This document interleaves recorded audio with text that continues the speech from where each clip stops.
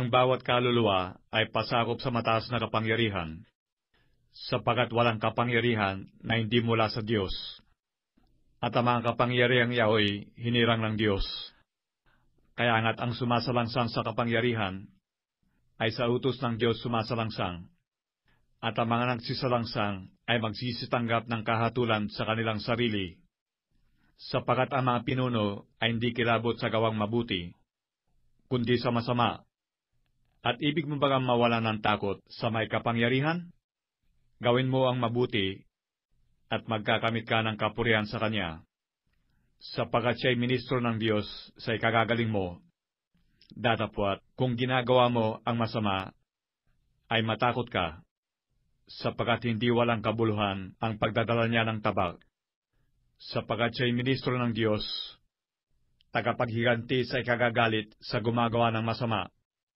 Kaya nga't dapat na kayo'y pasakop, hindi lamang dahil sa kagalitan, kundi naman dahil sa budhi, sapagkat dahil dito ay nagsisipagbayad naman kayo ng buwis, sapagkat sila'y mga tagapangasiwa ng paglilingkod sa Diyos, na nagsisipamahalang walang patid sa bagay na ito.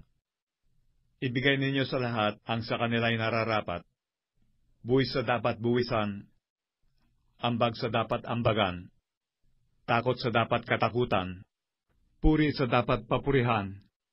Huwag kayong magkautang ng ano paman sa kaninuman, maliban na sa mga ibigang kayo, sapagkat ang umiibig sa kanyang kapwa'y nakaganap na ng kautusan. Sapagkat ito, huwag kang mangangalunya, huwag kang papatay, huwag kang magnanakaw, huwag kang mananakim, at kung mayroon pang ibang utos, ay nauuwi sa salitang ito. Sa makatwid bagay, ibigin mo ang iyong kapwa na gaya ng iyong sarili.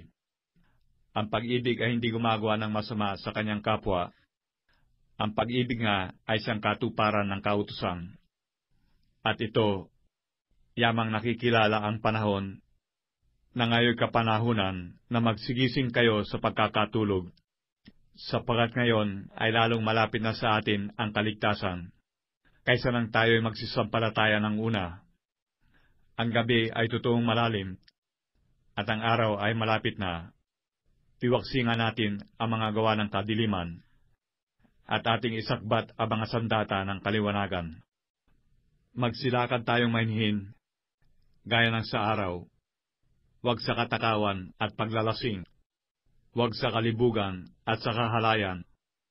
Huwag sa pagkakaalit at pagkakainggitan. Kundi bagkus, isakbat ninyo ang Panginoong Hesukristo, at huwag ninyong paglaanan ang laman, upang masunod ang mga kahalayan noon.